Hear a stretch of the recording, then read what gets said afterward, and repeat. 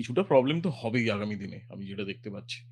তবে আমি যেভাবে কনটেন্টটা লিখি, আমি আমার কথাই বলতে পারি অনলি। সেখানে আমি চেষ্টা করেছি কিছু সময় ChatGPT তে যে এটা লিখলাম। এটাকে দেখি হুম, তো ChatGPT তার নিজের হিউমার দিয়ে কিভাবে বলছে। যেই হিউমার গুলো ChatGPT প্রোডিউস করছে, ওইগুলোতে না হাসি পাবে না। আমার তো হাসি পাচ্ছে না।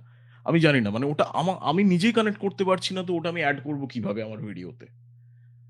তো ফলে এখনো অব্দি সেই জায়গায় আমার মনে হয় না পৌঁছেছে এআই বা ChatGPT, যেহেতু আমি ChatGPT তে কিছু সময় দেখেছি লিখে। মানে তারপরে ছেড়ে দিয়েছি। তারপরে আর করিই না। মানে আমি খুলি না ChatGPT।